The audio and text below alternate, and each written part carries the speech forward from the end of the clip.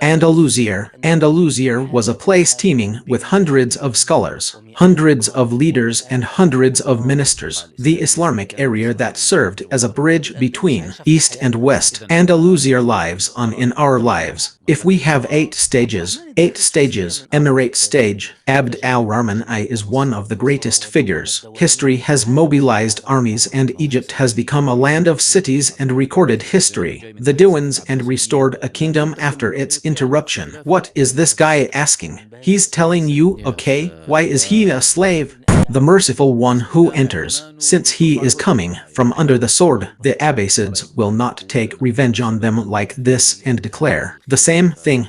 Contrary to that, from a position of wisdom and from a political standpoint, wow, Muhammad ibn Abi Amir Dar, a brilliant name indeed, worthy of respect, one of the legends of mankind. What do you think of someone who says he was the reason for ending the Umayyad Caliphate in Andalusia? Where are you, son of Abu Amir? He said to him, by God, if the occupant of this grave breathed a sigh of relief at what he heard from you that he disliked. Oh my God, what a horrible sight. Spain has a long history predating Islam, and after Islam, Andalusia was not a global power. All challenges, the only time Spain, the Islamic period, was the only truly flourishing civilization. He engaged in tireless activity. He says Islam is the only thing that made the survival of the West is in doubt. If the second wave of conquests proves Islam in the hearts of the people of North Africa, Europe is not afraid of the Soviet Union, but Europe fears that North Africa will unite. Once again, the story of Andalusia returns. If the caliphate is far from us, the kings of the sects, look, let me tell you straight, Imam Ibn Hazm says about the kings of Taif, by God, if they knew the worship of the cross facilitates their affairs for those who worship it. And how is it understood? How do we read it? Historically speaking, Ibn Khaldun. But guys, you're not fighting over the story of Ibn Khaldun. Is he, for example, Tunisian, Algerian, or Moroccan? Neither Egyptian nor his origin is Yemeni because, yeah,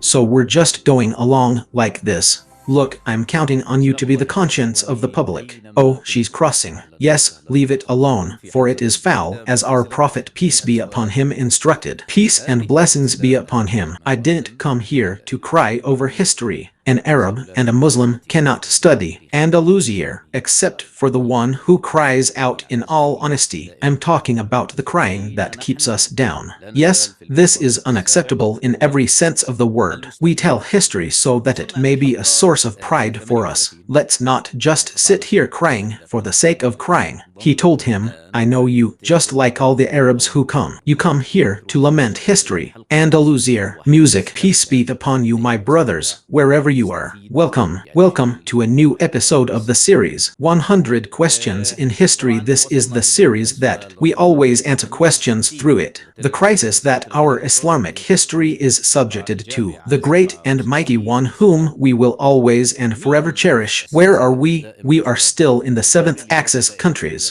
Independent, we have reached episode 38. That means we've come a long way. So if you're one of those who join, now you absolutely must go. You'll watch 37 episodes and enjoy. You'll watch 37 episodes and enjoy. Anything you enjoy and benefit from greatly means previous episodes. Yes, of course, we've also reached question number 68. Therefore, when you watch 37 episodes, you will be. I saw 7 answers to 67 questions. Who is the regular guest on the series? Professor Muhammad, my inspiration, which we must always welcome, you and I. Welcome, Professor Muhammad. Welcome, Abu Al-Harith. May God bless you. Question number 68. Ready? We put our trust in God. Does this mean, Mr. Muhammad, that it is less of a central hub for nations? We cross the independent one. We jump over it like that without stopping. At Andalusia? No, of course that's not right. It can't mean. The truth is, today's stoppage will be with or at the Andalus station, this Islamic site, which was a bridge between East and West. Yes, it was a significant and defining moment in civilization. Islamic. Yes, it is the one that has a decisive and direct impact on Western civilization. What else? And still is after 5 centuries have inflicted a deep, gaping wound, a truth in the conscience. Humanity. Lamentations.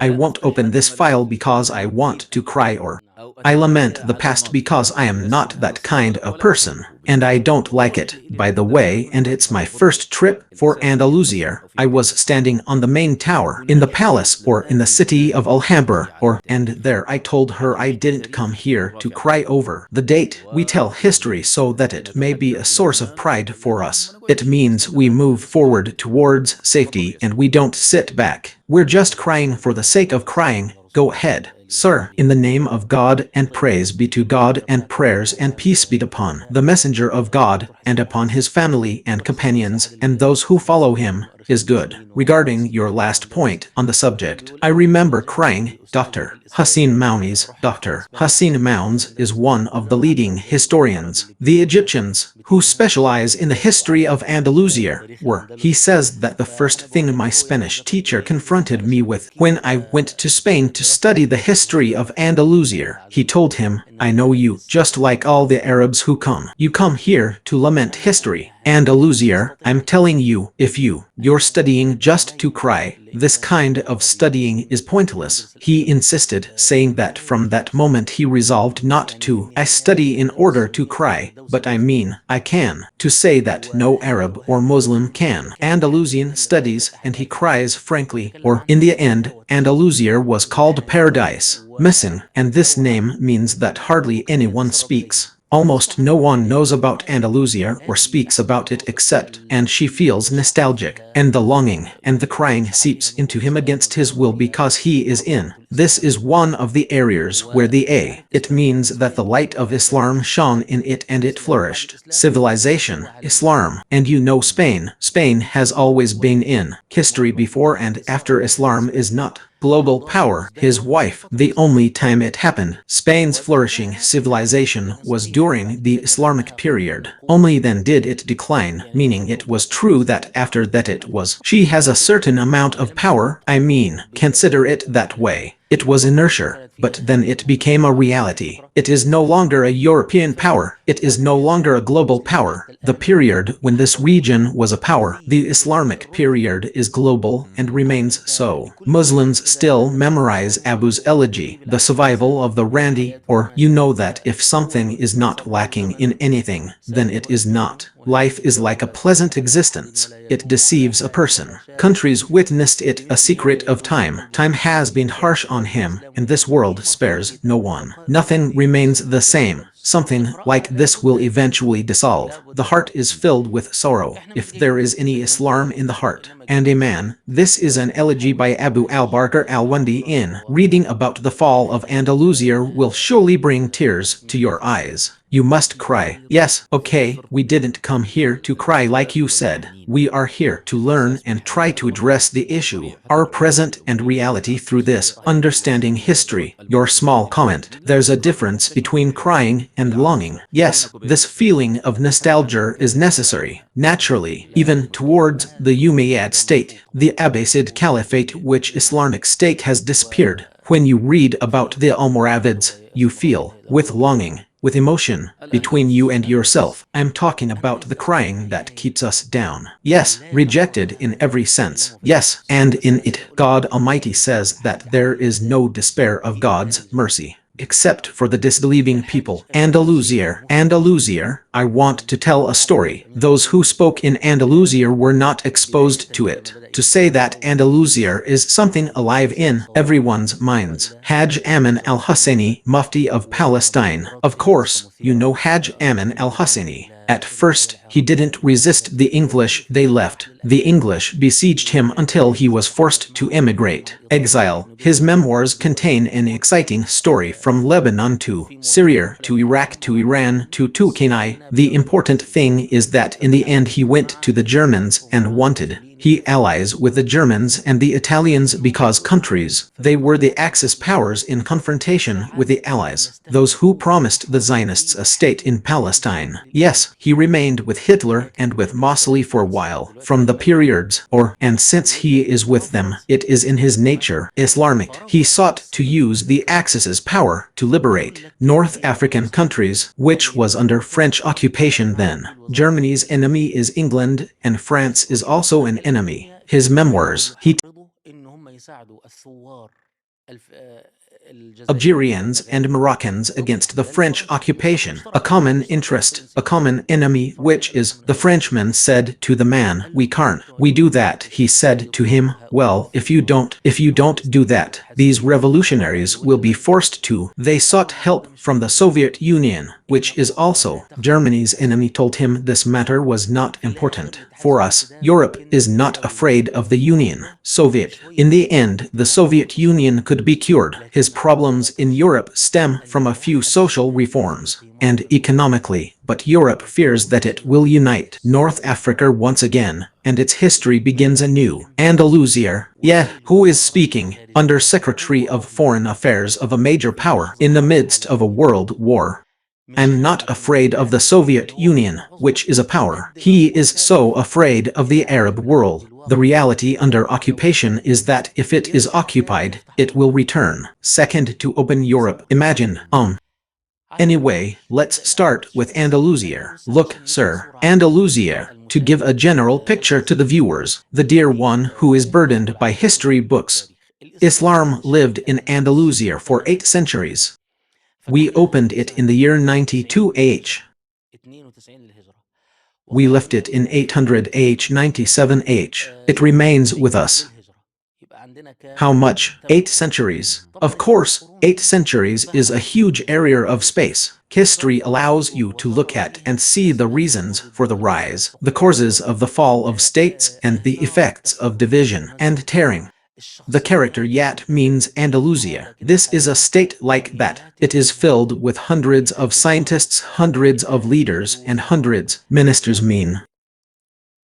A rich and profound historical resource, and we are still, to date, the most famous interpretation that compiles the rulings of the Quran. Whose interpretation? Al-Qurtubi. The comprehensive collection of rulings of the Quran, the greatest and most comprehensive book, a book on the rulings of the Quran by Al-Qurtubi. Okay, the group of reciters will tell you the text. Who is Al-Shatibi, folks? 1. He was from an Andalusian city called Zativer. My point is that Andalusia is alive in our sciences, in addition to scientists who were known by their names without. They are known by their nicknames. We Egyptians, for example, have a saint among saints. God the righteous, his name is Abu al-Abars al-Mursi.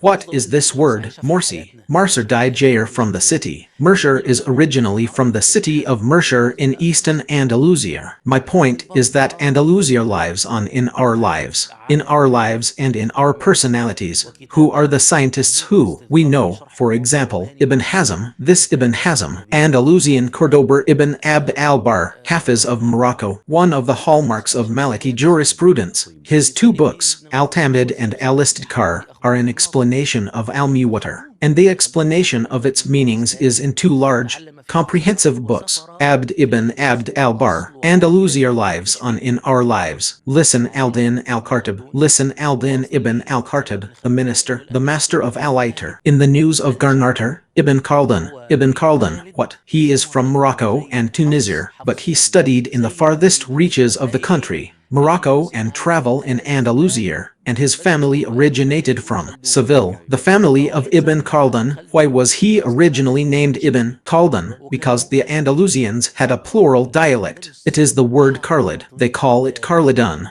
Like Hassan Zaid Zaidan. So what do you find among the Andalusians? They said so and so instead of Karl. They say Karl down.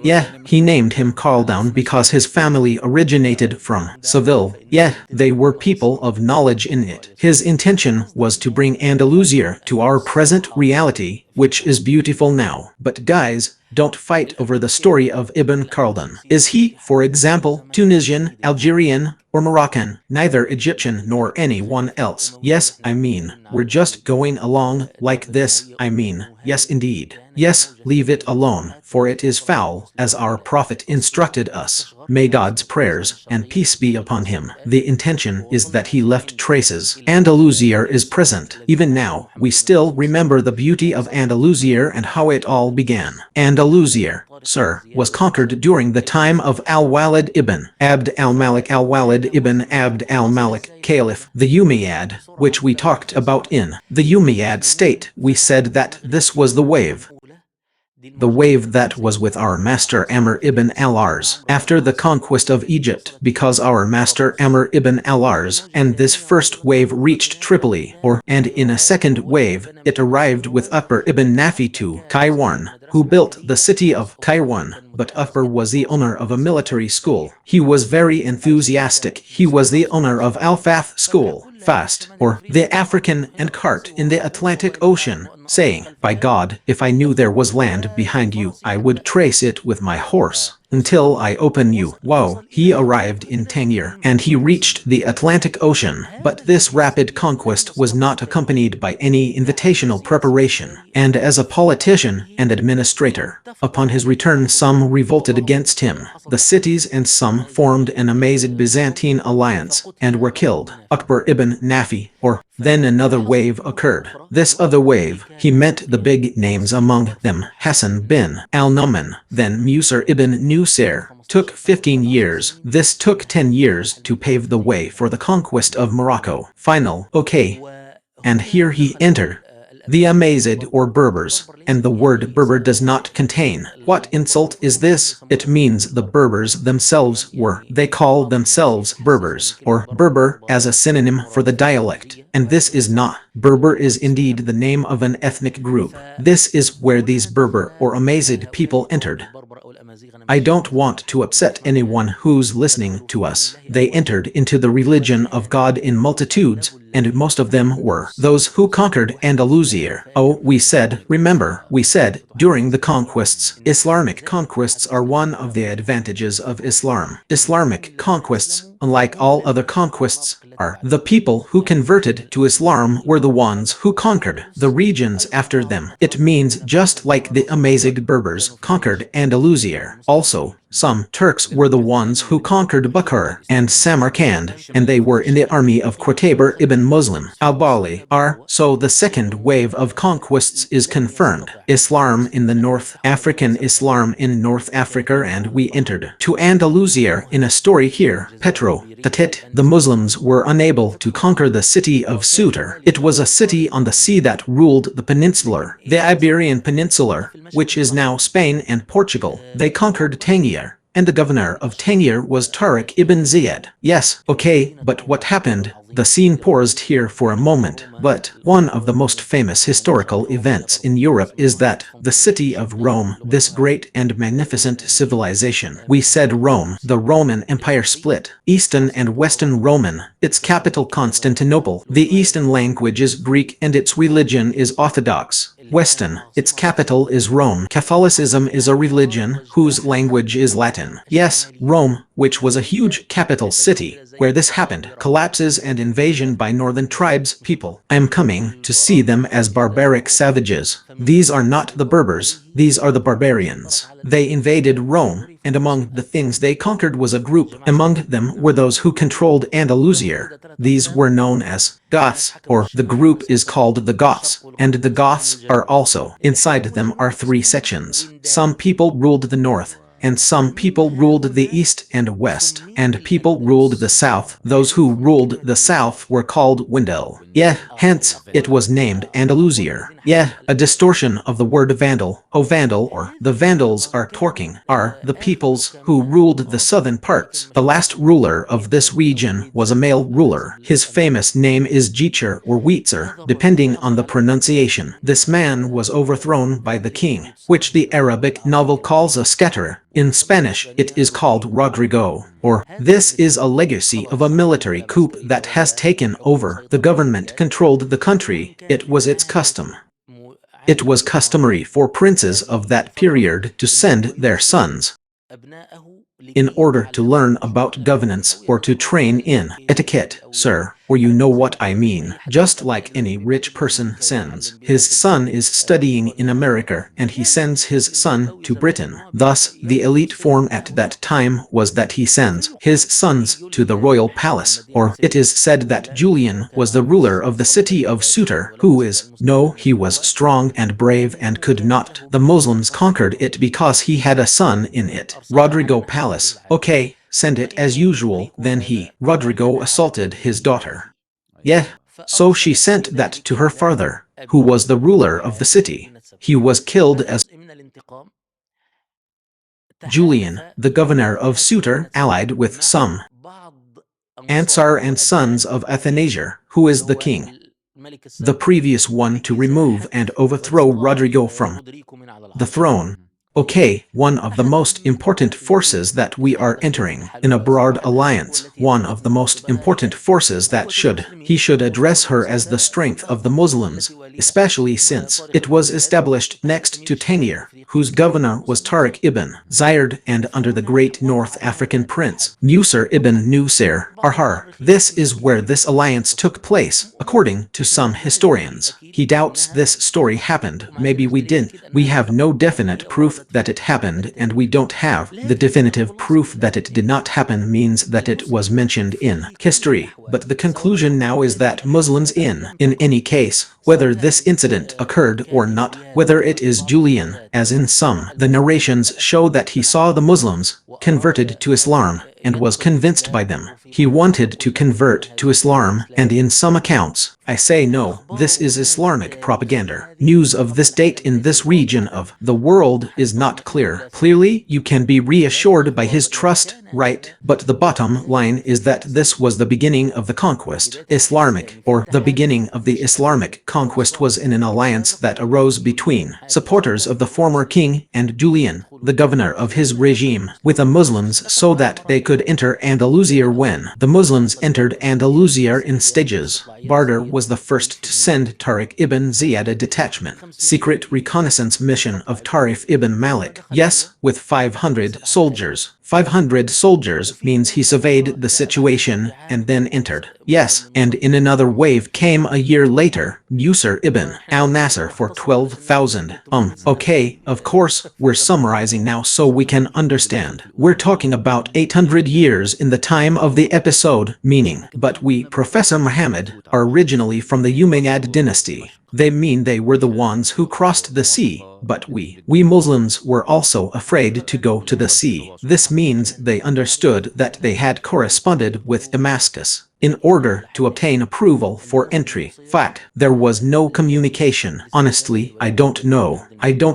It might be that you're saying it happened, but as far as I know, Nusayr ibn Nusayr did not send a request for permission from Al-Walid ibn Abd al-Malik, and he saw in this a good and quick opportunity to enter Andalusia. This is the ultimate scientific conclusion. It's very likely that what you're saying it and I didn't know it, meaning, so this is within his authority, that's all. By the way, this is my preferred option, because later, when the Muslims entered Andalusia, of course, this is where the famous incident occurred, which is, yes, it was one of the most important things Muslims needed. The ships are fine, we're watching you, and the north is fine. This African country has most of its was and most its military needs are land-based, not naval, because it is opposite it to the north. Opposite it to the north is not what it used to be, the empire. Romania is not currently in a position of strength. The Byzantine Empire suffered decisive blows from the Levantine and Egyptian fleets in the eastern Mediterranean. Most of his needs are now wild, so it did not allow him. The opportunity is that he will build a fleet. The great advantage that Julian offered. He offers ships, Arhar, and because there weren't many ships, Muslims should go in groups, meaning not waves,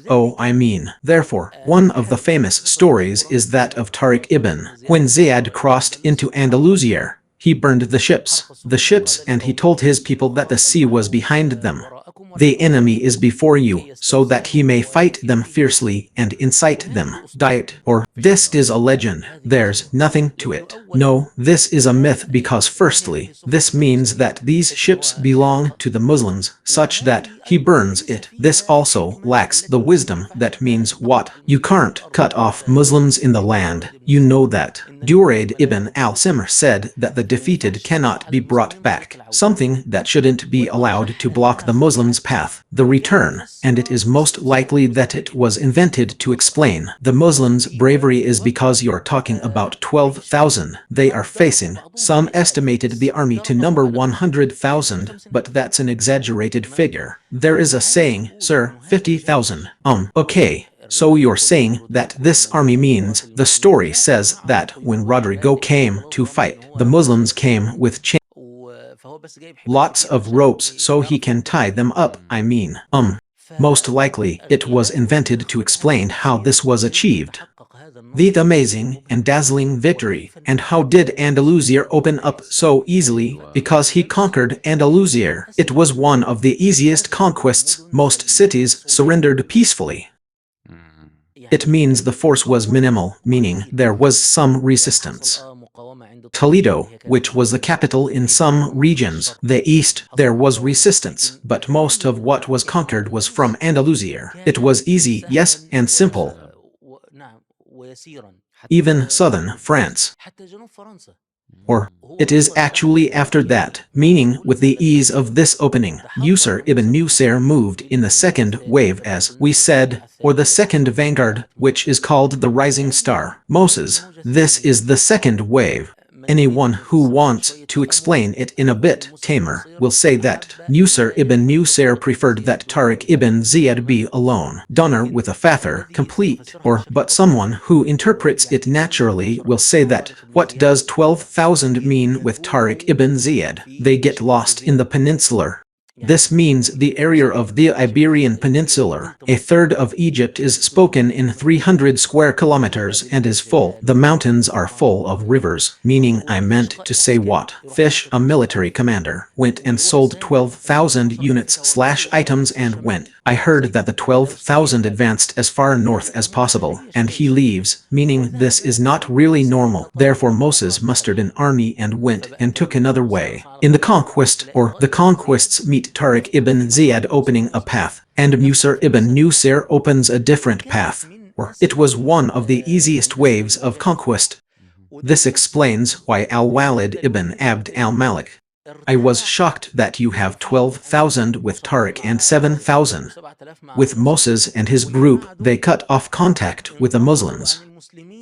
At the French border, look, you're sitting in Damascus. I want to tell you, if you were in our time now, which is full of satellites and mobile phones, operations rooms, rapid communications, and you have teams, military, and you are in Damascus near southern France. I mean, because of the gravity of this situation, I'm going to say, of course, they should come back if you're going anywhere, especially if it is true that Yusr ibn Nusayr was. He has a project to open up Europe from the west. He intends to continue with France and enter Central Europe to Eastern Europe to open Constantinople. Odd. Which is you? Oh, this is Yusr ibn Nusayr, meaning I'm out from Damascus, and I conquered all of North Africa and Henny. I'm entering Andalusia. I want to go to Constantinople and return to Damascus, at least to Constantinople. The attempts to conquer Constantinople by the Umayyads were limited. The east, because the Umayyads wanted to conquer Constantinople from the east. We don't know. We are talking about a 75-year-old man. Yes, he was 0 years old at that time. Yes, so I meant to say when Al-Walid ibn Abd al-Malik, sending them a message to return is perfectly normal and understandable. It means, where are you going, Hatch? It's not about why he brought them back or anything like that. For example, emotionally, this is the opening, or this is the conquest. We can say that this stage of conquest, it ended by sending Al-Walid ibn Abd al-Malik to Yusr ibn Nasr. If he comes, he will bring with him the path of Ibn Ziyad. I would like to point out that it's rare in Al-4 that you say, Governor, come here and bring the commander with you. This is evidence of great fear of Al-Walid ibn Abd, the king, out of concern for the army and a stick, of course, out of concern for the army and the state, because he is now Tariq ibn Ziyad. He opened it before Yusr ibn Nusayr reached it. I could bring Yusr and Tariq could go and play again. He went to force them to stop and they venture into these unknown, distant lands. We're talking about the days of horses, my lord. Back in the day, a letter took 2 months to arrive. 3 until you arrive and return. Yes, exactly. So return them both.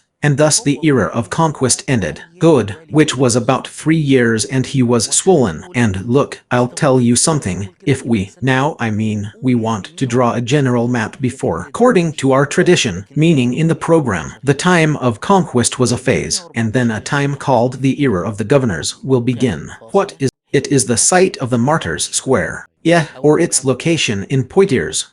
This is the battle that halted the expansion of the conquest, Islam in France.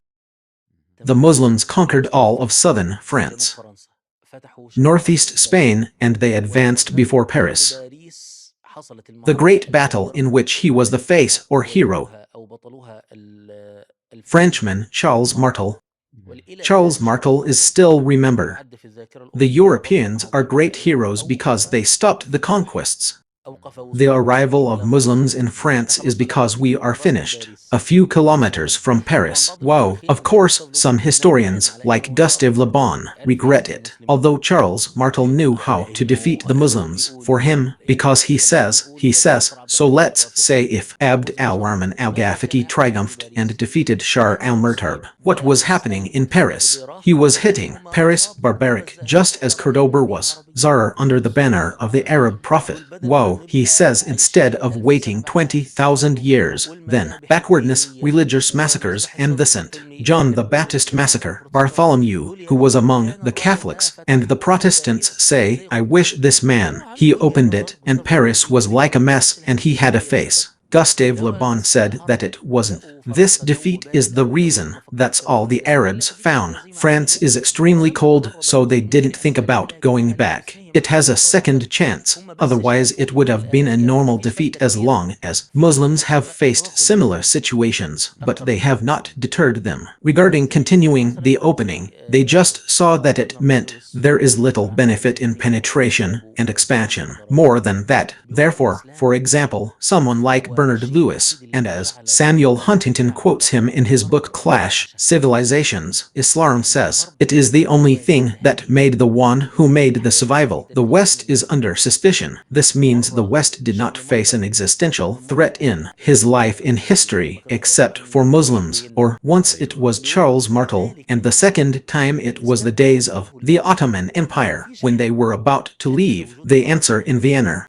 He says that, therefore, Islam is the West's primary enemy, because no one has threatened the West as much as Islam has. Okay. So in 114 AH, this coincides with the martyrdom of Abd al-Rahman al-Ghafiqi at his position in Balatish al-Shuhardar and his defeat. For Muslims, we can say it was a turning point. Or, okay, after that, Muslims will lose a lot of land without war. Wow, how? Now let's open another topic. Okay, let's pray for the Prophet. O Allah, send blessings upon our Prophet Muhammad. Now, the era of governors. The era of governors. It can be divided into two parts. We said that the first section, before 114, has ended by Abd al-Rahman al-Ghafiqi Part 2 after 114. This second section has some problems. Internal problems in Andalusia and general problems in Islamic state. If we recall the dates, we will find that the state Umayyad in the east, she began to enter a phase of weakness until it became apparent. The weakness became evident in the year 125 with the death of the caliph, the powerful Hisham ibn Abd al-Malik. Okay. So after 125, the Umayyad state in its capital will give us problems. Al-Walid ibn Yazid, and after him Yazid ibn Al-Walid, and after. And this commotion will continue until the Abbasids defeat them. Morocco and Andalusia. Morocco and Andalusia. This happened there. Problems originating from the Umayyad state. Some governors who the Umayyad state sent them to Morocco, oppressors, and the group that was unjust in a country like Morocco, where the conquest is still ongoing. I mean, they are still relatively new to the world. Or it is true that these Berbers are the people of North Africa. They did not renounce Islam, but they adopted the view. The Kharijites, in detail, are not the subject of this discussion, meaning, they had revolts against the oppressive Umayyad rule. They had a tendency to depose. The Umayyads are complete. These revolutions are in Morocco. The last of them faced Hisham ibn Abd al-Malik. Or this army of Arabs was defeated, meaning Hisham ibn Abd. The king wanted to treat this condition in Morocco needs a radical cure, so it wants to Arabize Morocco. What does the Arabization of Morocco mean? Housing for preachers, housing for scholars, and housing, jurists, and the industry of distinguishing between Arabs and Berbers, so that Morocco does not remain a station for revolutions. Those people were defeated, complete in front of the Berbers, or Amazigh. Arhar, they were confined to the city of Suter. Arhar, okay, let's pause here for a moment. The people in Andalusia. We just said that Andalusia was entered. An army with Tariq ibn Ziyad, mostly composed of Berbers. Then, an army entered it with Musar ibn Nusair, mostly composed of Arabs. We still have Arabs and Berbers in Andalusia. When the state weakens, the governors here begin. Yes, they are trying to become independent and stand on their own. And here the lichens begin. Among the Arab tribes, in the Kasi tribes, and Yemeni tribes, and the animosity between the Arabs begins. As a group and between the Amazigh, and when there remained in Kamen, a revolution in Morocco led to the outbreak of. The revolution in Andalusia was a Berber revolution. Andalusia is the whole political situation, you know, the impact of the Arab Spring, which is anything. It happens in a place that leads, effects, or the glorious era of the governors in Andalusia was an era full of temptations. Arabs have tribal disputes among themselves and among the Arabs. There are other disputes among the Berbers and some Andalusians, those who still adhere to their religions. It is true that the conquest was easy and Islamic rule was in place. It's large, but now a recovery movement has begun, especially in the remote northern pockets that have not been opened. Or Arif al-Fath means he seized control of every island. It remained in northern pockets in a mountainous area, so they didn't pay attention to her. All of this led to him losing. Muslims saw 5 times the area of the island without fighting. Oh my God, what a huge area! A large area, a fifth of it without fighting, expanded into pockets. The northern Christian kingdoms began to emerge here. The seed of Christian expansion is once again on your radar. We arrived at Ain Toledo, we tried Cordoba and we passed Toledo, and all of this is where we are now. We're talking about the Northern Strip, Your Excellency. Yes, Northern Strip. No, what we lost, what we lost was the Northern Strip. Oh, okay, above,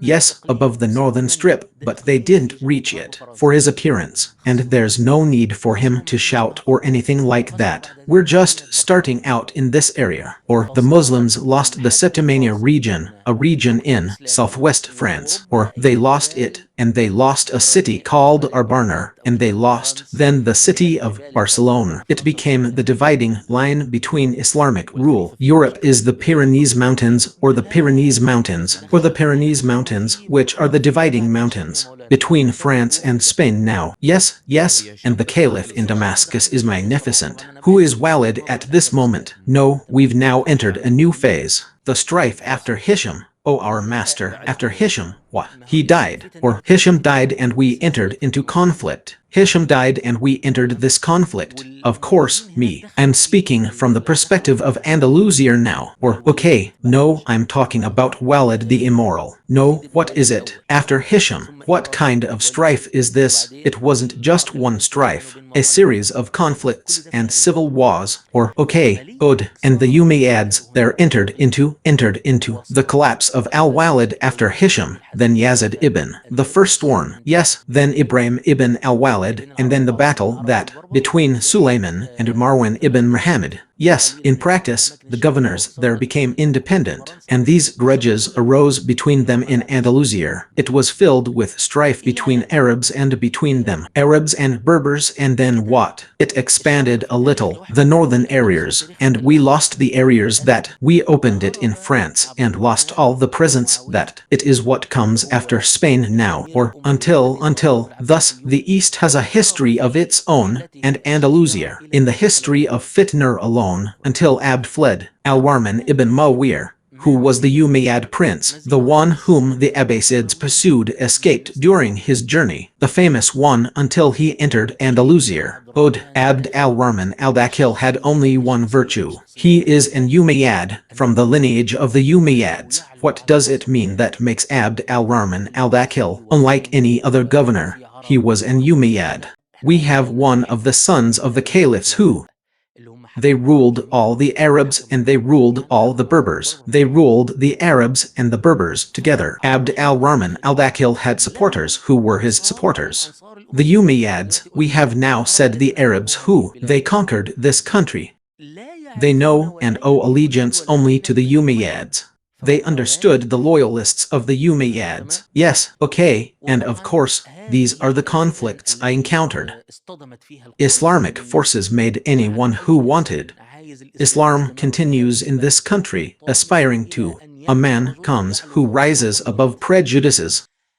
This is a legitimate advantage, meaning you are the president. The wronged president or the legitimate president or constitutional right in the terms of that time meant, This is what made Abdul Rahman, who was 23 years old. His age is higher in status and rank than the people whoever controlled Andalusia was controlling it at that time. The time is one. His name is Yusuf al-Fari and he has a partner. In the ruling, there was one named Al-Sumail ibn Haytham and states, they were Kasi. Yusuf was a Qurayshi, Al-Sumail was Kasi, and they were victorious over the Yemen, who, their last leader was a man named Abu al-Qartar al-Kalbi, whom Hisham ibn Abd al-Malik sent, so that he might establish his rule in Andalusia. When Abd al-Rahman al-Dakhil came, the situation was as follows. The Yemenis want a leader with whom they can achieve victory over Al-Qasir, and the supporters of the Umayyads would not be satisfied except with a caliph from caliphs. The one who would have lost his position was Yusuf al-Fari. Al-Sumail ibn Haytham, considering them to be Kasi. And what are they considered to be? Omars of this country. Therefore, Al-Sumail had a famous saying that goes, this is it. If the boy goes down to the island, we'll drown in his urine. We're not up to it. If he descended, people are subject to it. But now we know what. Let's sort things out together. Abd al-Rahman I is one of the greatest figures. History tells us that it was Abu Ja'far al-Mansur. He is the one who called him the Falcon of Quraysh. Yes, young, but smart. Strength, resilience, patience, whatever you want to say. His statement means that you should imagine that Abu Ja'far al-Mansur is one of the greatest rulers in history. He says, from the Falcon of Quraysh, said Abd al-Rahman ibn Muawiyah, he went out alone, accompanied by his own determination, army or nothing.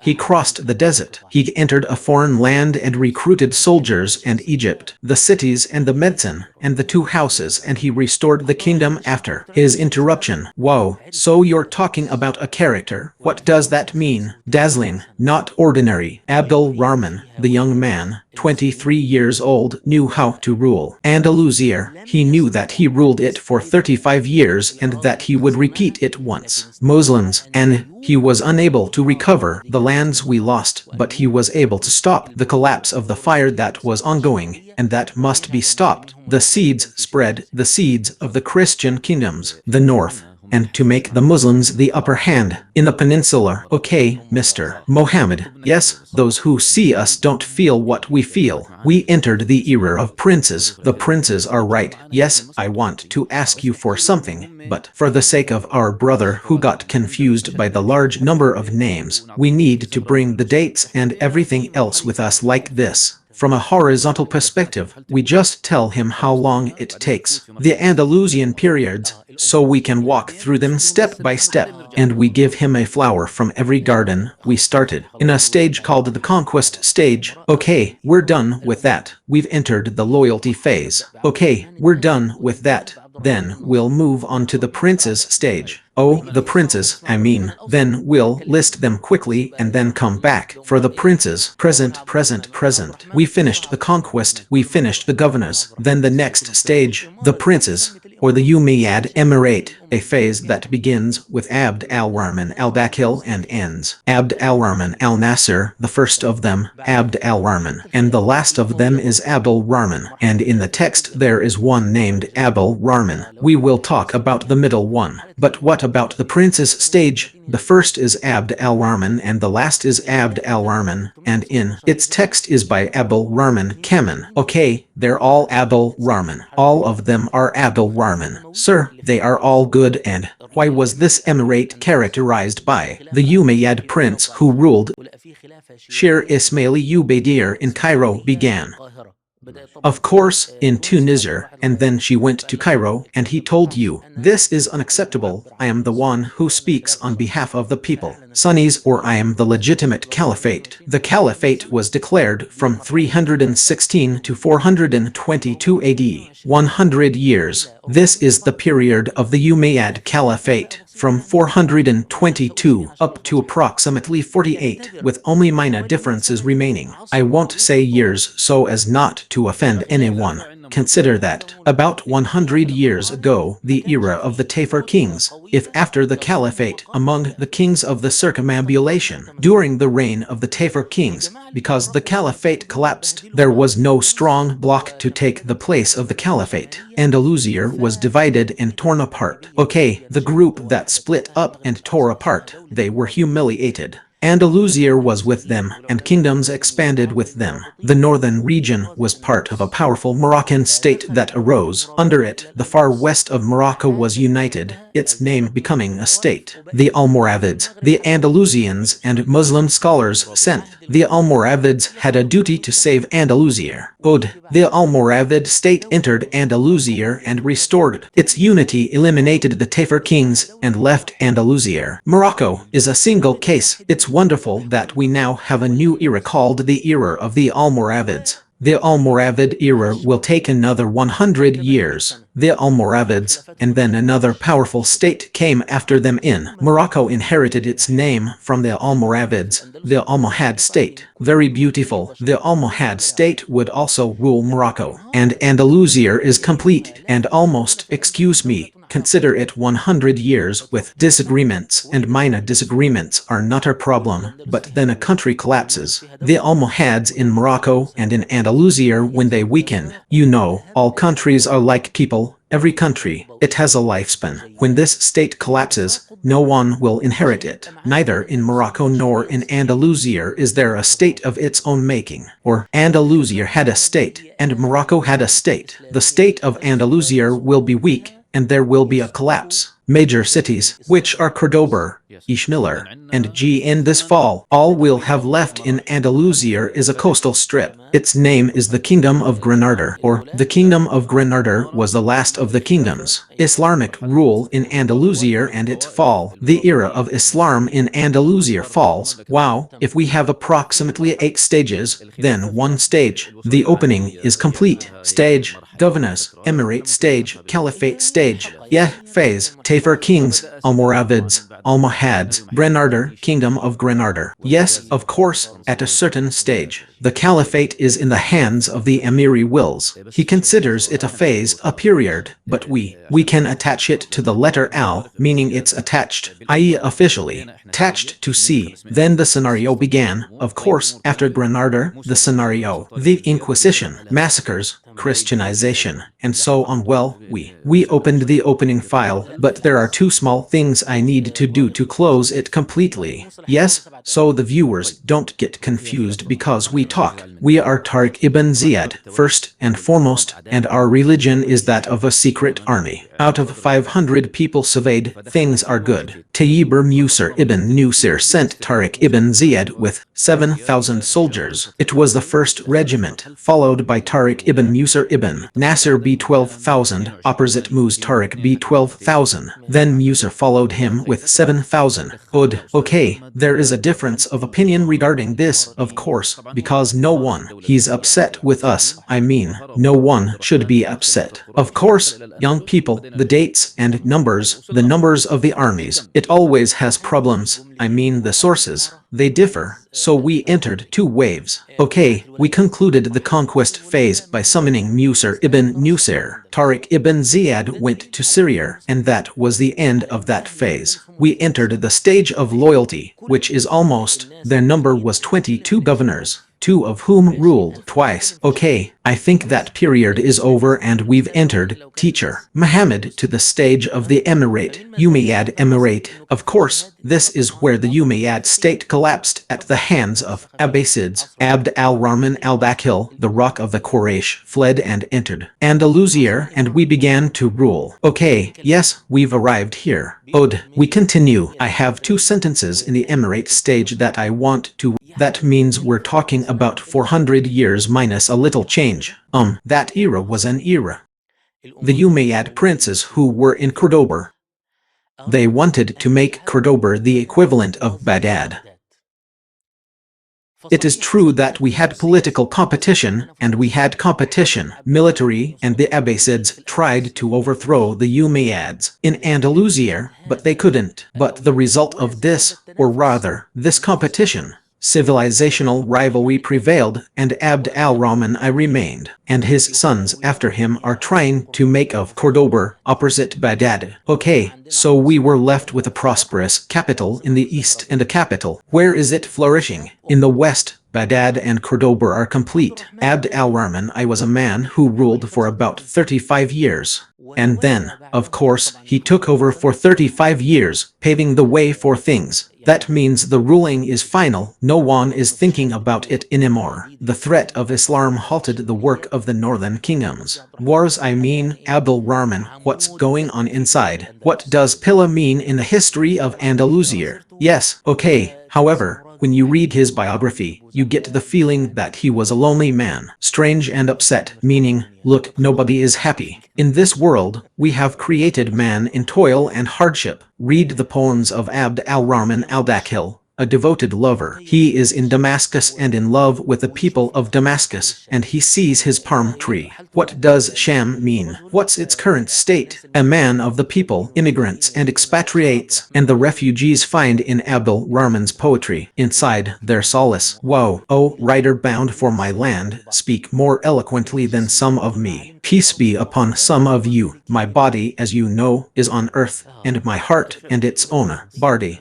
Hey, yes, dangerous, not dangerous, dangerous. He sees a palm tree and says to it, what does it mean that it appeared to us in the middle? Al-Rusafir is a palm tree that has grown far away from the country in the west. Transportation. I remembered Damascus and the Levant. So I said, my companion is in it, and I said, my companion in exile and separation, and the long separation from my family and my people. I grew up in the land. You are a stranger in it, like someone in exclusion and isolation. Gay, the important. Therefore, it is said that in architecture he was trying. Copy, Damascus and the young men are indeed correct. It is said that he was very happy with whoever came to him with fruits from the Levant. It means whoever brings him dates, whoever brings him pomegranates, the one who brings him fruit from the Levant, and some. There are still people who talk about the history of agriculture. They say that the origin of these fruits is in that the time was ripe and Abd al-Rahman was tasked with cultivating the Levant. In Andalusia,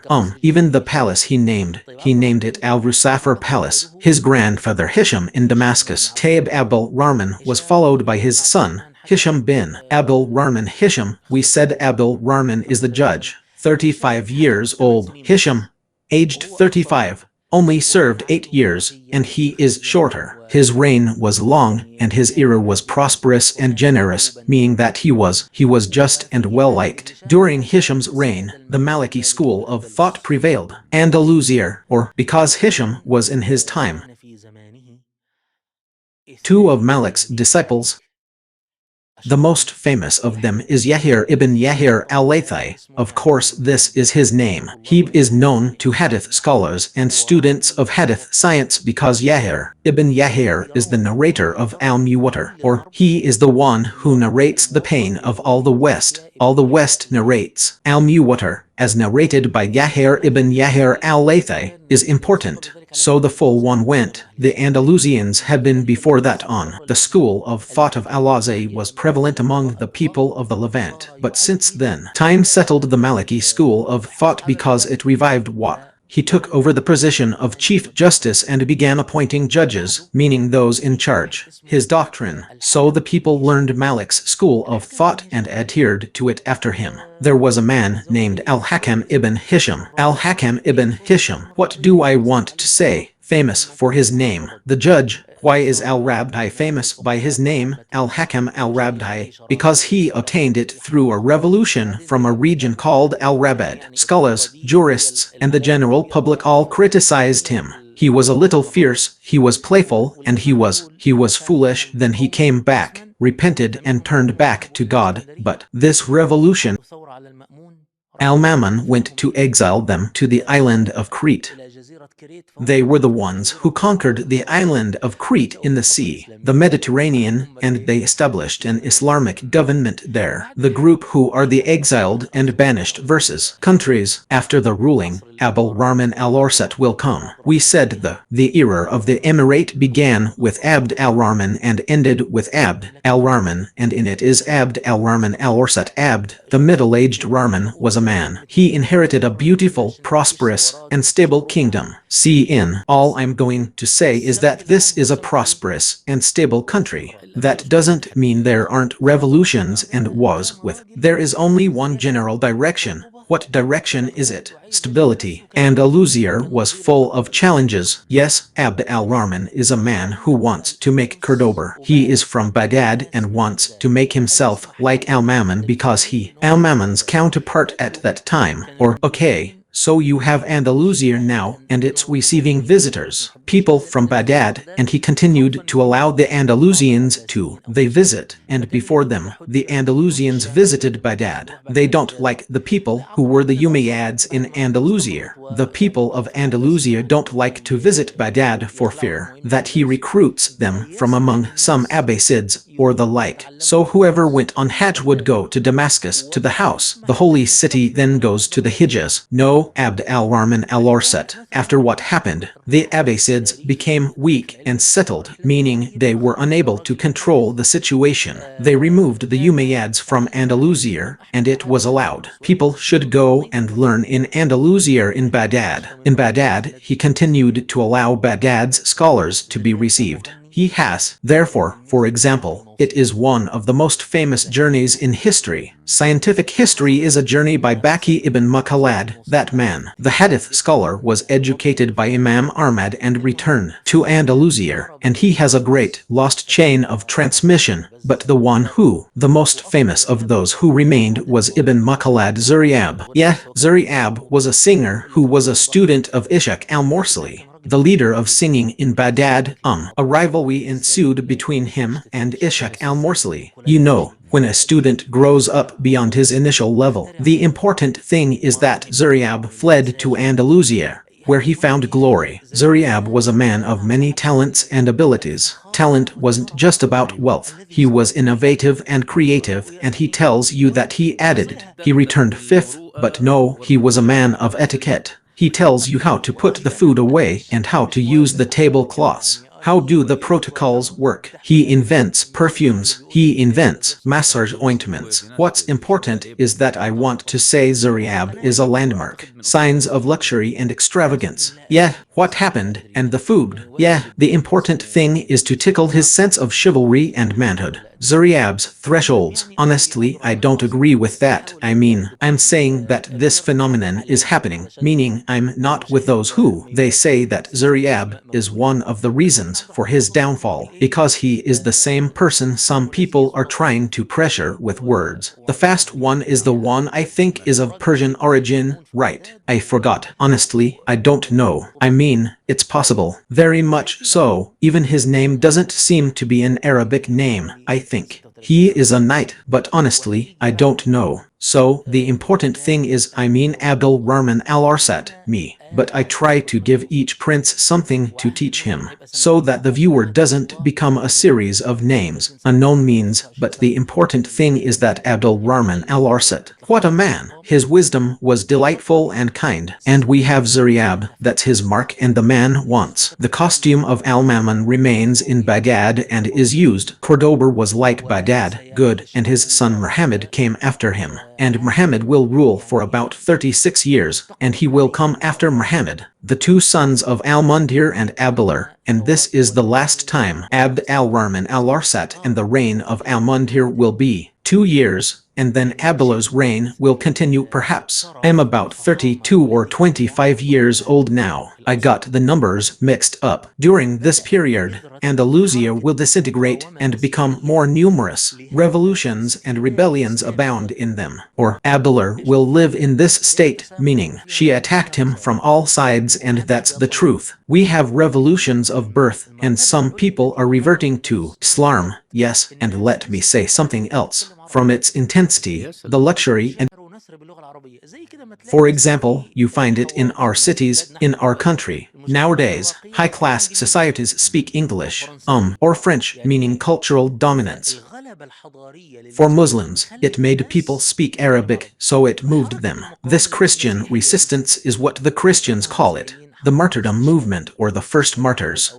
And to this day, these names are water heroes in Spanish history, because the first people of the nation, Islamic presence is resistance. For them, it became a martyrdom operation, or in front of the great mosque of Cordoba, he insults the Prophet, peace be upon him. He wants to cause trouble. He wants to prove that he still exists. Christianity exists in this land, and sometimes the Muslim judges, they thought he was crazy, meaning nobody does that. It means they let him go, they took him away. He's crazy. It doesn't mean it's not him who should be punished. When it was repeated once, twice, and 3 times, it began to appear that this was an issue that originated in the church. And this is not an individual issue. And of course they took a course. You know, insulting the Prophet is blasphemy, even if it comes from someone. The non-Muslim is killed, so when that happens, the moment begins. The verse means I want to say that the Christian resistance that began in countries, but this resistance emerged when the state weakened after the reign of Abd al-Rahman. The middle Rahman had repercussions, socially, meaning some Christians or the people of the Nile began to revolt, or they also began to make contact with the northern kingdoms. And when he remains in a weak authority, he remains in a governor's position. He wants to be independent, so he also calls the man who he is the Christian king in the north. And also at that time, there was a king, meaning he was sentenced to 43 years. In the north, Mal was fierce, strong,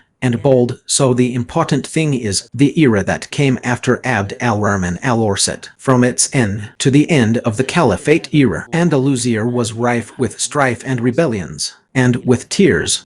When will this issue be resolved? We conclude here. The stage is now underway, and we enter the era of the Umayyad Caliphate. If we are in the stage of the Umayyad Emirate, the Emirate was Abd al-Rahman al-Bakil, Abd al-Rahman al-Arsat, no, not Abd al-Rahman al-Bakil, and then Hisham ibn Abd al-Rahman, then al-Hakam ibn Hisham, then Abd, the middle merciful. Yes, she finished with Abd al-Rahman al-Arsat. No, there's still time. We're still a little while longer. We still have Muhammad bin Abd al-Rahman with us. And we still have Abdullah bin Abd al-Rahman. Okay, and after Abdullah, we have Al-Mundhir. Abdullah and Abdullah Roman II, son of Ab, the most merciful. That means approximately 10 princes. Maybe I don't matter, I mean. And then, at the end of Abdullah's reign, this will be. He has 2 sons, one named Al-Mundhir and the other named Al-Mutrif. Al-Mundhir became the crown prince of Al-Mutrif. He will envy him and kill his brother Al-Mundhir, and then this extremist will kill another leader, so he will seek revenge. His father, Abdullah, killed him in retaliation,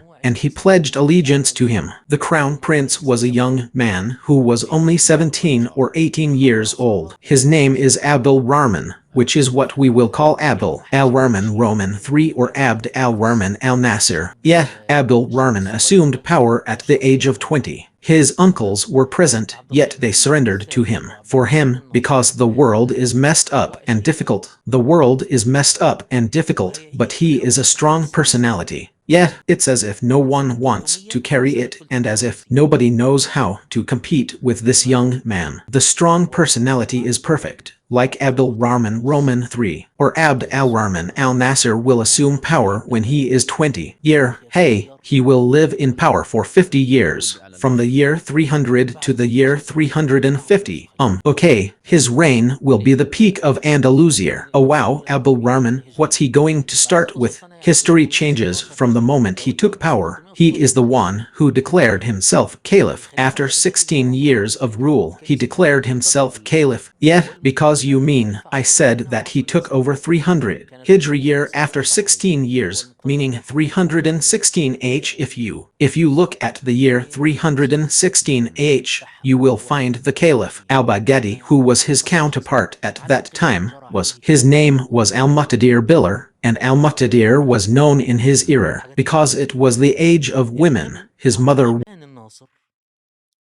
I told you history is starting to change, it's starting to end. He began to repeat the revolutions, one after the other. The unification of the kingdoms began to repel the northern raids. He attacks them on their own land. The important thing is the 50 years of their Abd al-Rahman al-Nasser made Andalusia its peak, and it returned to a better state than Abdul Rahman had left it inside Jeddah. Wow, because not only is it under military control, and it is not alone, there was also a cultural flourishing that did not help his grandfather. Time to implement it. He is the one who built the city of Al-Zahra, the city that its ruins still remain, and he is the famous one who used to write his memoirs. Abdul Rahman was writing when the day was clear. He was writing this day and describing it to him, meaning that day was completely problem-free. So, imagine, after 50 years of rule, he only had 16 days left. Wow, what a tireless job!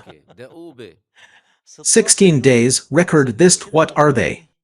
What is it? Because he had many rebellions. Professor Muhammad had courage.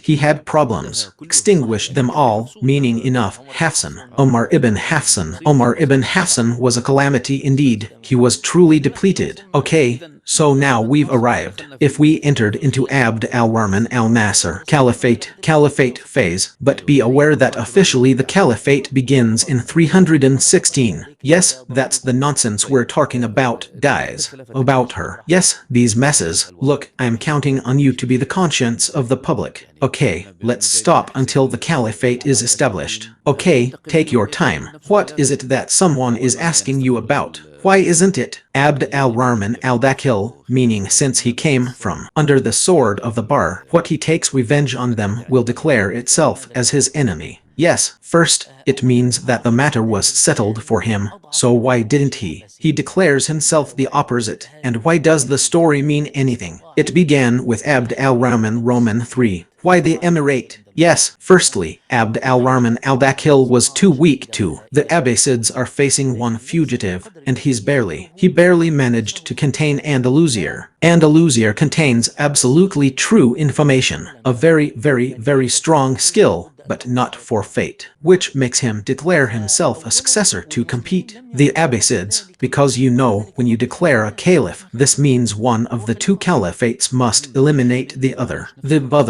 Firstly, the Muslims did not know the word before that. Before that time, there were two caliphs. There was no such thing. Two caliphs. He is one successor. That is, out of wisdom, he didn't appoint himself as caliph. From a position of wisdom and from a political standpoint, because if he declared himself caliph, what is this? Firstly, the battle between him and the Abbasids was a zero-sum game. Now that he declares himself a prince and that he is in the shadow, the Abbasids, and in his early period he called even when the Abbasid caliph declares himself emir under. This might encourage the Abbasids to. They acknowledge him with a verse. In this state, or rather, they leave him, even if they are unable to do it.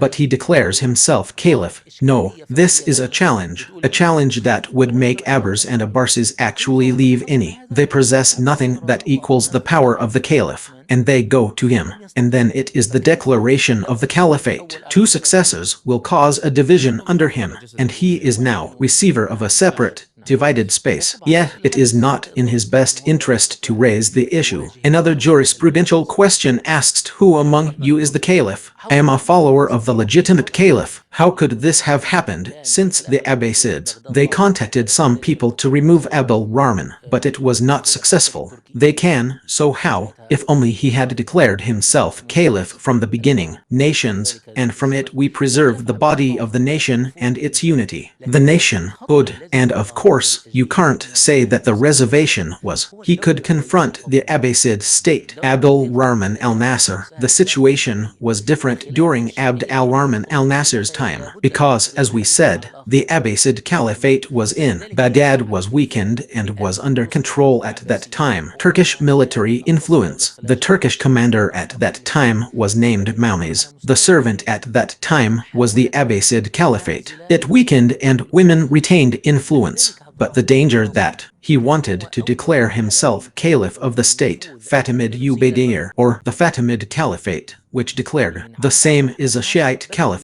He has influence and skills, and he occupied Thabatar, I think, or rather, he invaded Thabatar and made it affiliated with Andalusia. Oh wow, that's important. In order to protect himself from this expansion, or this means that his son will come after Abd al-Rahman al-Nasser, al-Hakam al-Mustansir Bilal Tamam al-Hakam al-Mustansir, one of the giants of rulers in our history. The Islamic figure was above being a ruler and a politician. He was a poet, writer, historian, and genealogist, or he was the one who built the Umayyad library in Cordoba, which is similar to the House of Wisdom in Baghdad. Was fond of books and heard about the limit of a book. He goes and sends someone to get the book, buys it, and copies it, especially since its author is dedicated to the scholars and the authors in the East. If they did not find among the caliphs, Abbasids, whatever they want, they go and sell a special copy. For Al-Hakam al-Mustansir, Al-Hakam al-Mustansir was a scholar, and his culture and corrections in genealogy news, meaning, sometimes when you open some books you find a correction to, written by Abd al-Rahman al-Hakam al-Mustansir Bilal, or 300-350 is a 16-year sentence, ranging from 350 to 316. Daughter al-Mustansir's rule, and you could also say that this is the peak of Andalusia, meaning Abd al-Rahman al-Nasser, the pinnacle of his rule, never descended. About her. Wow, it was said that books were weighed in gold. It is said that he gives gifts. He mentions this, but he was very generous. Yes, but with Abd al-Rahman al-Nasser, we had 3 disagreements like this at that moment. One in Andalusia, the Fatimids and the Abbasids, correct? Oh, and it was the first time she had ever passed through the world. Islamic. Yes, correct. Okay. So this is Al-Hakam al-Mustansir. Oh, here we come. What part of the conversation did you have with the audience? I said, is the Emiri state affiliated or not? Yeah, Al-Hakam al-Mustansir was not blessed with children except at the end of his life. When he died, his son was 11 years old. His name was Hisham, and his title was Al-Mayyad Bilal, the boy who is 11 years old. May God bless him. O Allah, send blessings upon our Prophet Muhammad. Al-Mustansir had a minister named Muhammad ibn Abu Amr. Yes, it's a brilliant name, and I take my hat off to it. This guy, Muhammad ibn Abi Amir, is no simpleton, one of the legends of mankind, a personality I admire and respect immensely. And whatever you like, I mean, wow, Muhammad ibn Abi Amir, there's nothing wrong with that. He doesn't know how to do it. He is a student of knowledge. He quickly rose to the rank of judge. Okay, fine. Then he entered the state gate wardrobe, the state's machinery. So he began as a writer. He would write a letter or a note that was unparalleled in its quality. Her eloquence is one. Okay, and after a while he'll go inside to take over the glasses. The special rule means that Al-Mustansir will make him a minister. The royal court means it will go. He manages this file with a skill that is not commensurate with his abilities. Neither his age nor his experience were mentioned. They say he was in charge of the job. He improves in it the good deeds of those who came before him, without the experience of those who came before him. In terms of age, and in terms of precedence, it means 1. He has experience, yet he doesn't know what he's doing. No one is capable. He does what he does, then he appoints him to manage the mint, the Ministry of Finance, then the Central Police Station, Public Security, then the State Security, all of this together, and in all of them he does what others are incapable of doing. He is older and more experienced, and a little later, he is an ambassador in Morocco, and after a while, we're talking to you about all of this. One complex of ministries and one complex of important tasks, and in all of this, successful completely until he made it. This means that he then became the tutor of his son Hisham, so he became. It means he has spiritual authority, or moral authority. Ali al-Khalifa al-Sagir Hisham ibn al-Hakam. When al-Mustansir died, al-Hakam al-Mustansir and Hisham, he is 11 years old. Muhammad ibn Abi Amir took over the administration of the state. Its policy is complete. Military or warrior. And Muhammad ibn Abi Amir triumphed and ruled the state. Under Hisham, 27 years old, he participated in 56 battles. Hey, his banner was never lowered and his army was never defeated. God bless. An extraordinary person. Legend, I understand that one. He remains an invincible warrior, and I understand that he is an unbreakable world. He's got a lot of dust on him, and I understand he's a politician. Nobody knows. He criticizes him, but all of this is in one person. All of this is in one. Therefore, Muhammad ibn Abi Amir, during the period that he calls it the Amiri state and likes to put it far removed from the Umayyad Caliphate, Muhammad ibn Abi Amir, to open lands that no conqueror before him had conquered, and lands where no a Muslim leader arrives before him. And there is no one after him, nor is there anyone like Moses ibn Nasr.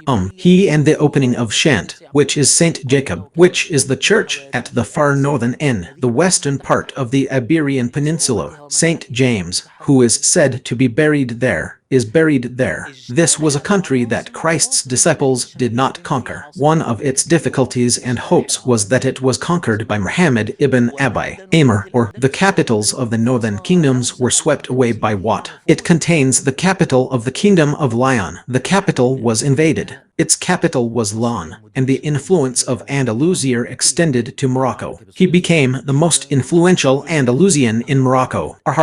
Muhammad ibn Abi Amir is an amazing and astonishing figure, and dazzling in every sense. It means a battle in the summer and a battle in the winter. A man who never rests. Oh, never rests. Praise God. He died while returning from jihad, and among his virtues was that after every battle he would wipe dust, which is what he was attached to from the battles and makes him in. He took a bottle and said, "Bury this bottle with me." What does that mean? Witness to the jihad that is dusty with the feet of a slave in the cause of God. The fire will touch them. But he, as a person, reached his peak in Andalusia. It means, there's a saying I've forgotten, like this, the peak of the peak. When any commander came, I don't know, he stopped on his and his wife's grave. Yes, she told him, if Alphonse VI breathed, Alphonse VI, if the occupant of this grave breathed, look, meaning, Alfonso VI later lived during the reign of the kings, the sects, but this is an opportunity to bring them in. Alfonso,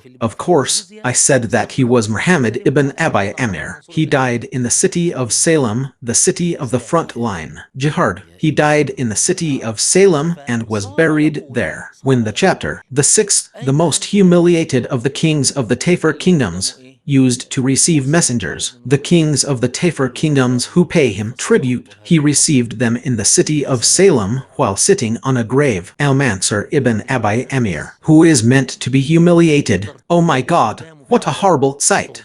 So he started saying, "Where are you, son of my father?"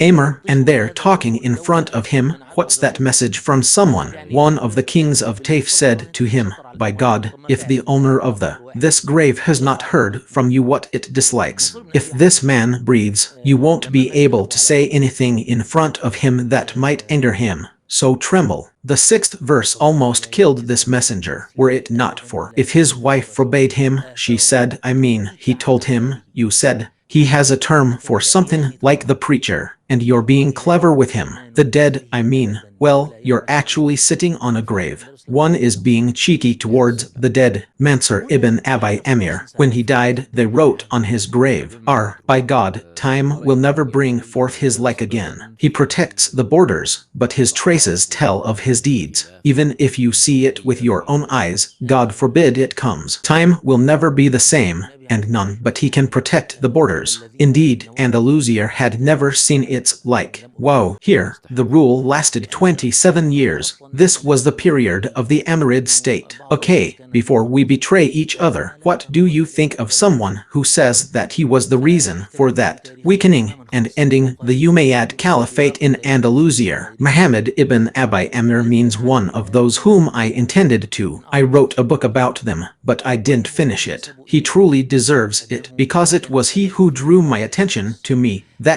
some people were belittling this, and that caught my attention. He first teach them, but without getting into it with you. The details of this topic I've spent years on it. And I'm looking into it. The accusations leveled against Ibn Abi Amir are shameful. But I say that were it not for Ibn Abi Amir, it would have been. The era of the Tafur kings came 50 years before it. Ibn Abi Amir means at least the fall. Andalusia for at least half a century or a century. Because let's see clearly that the Umayyad house.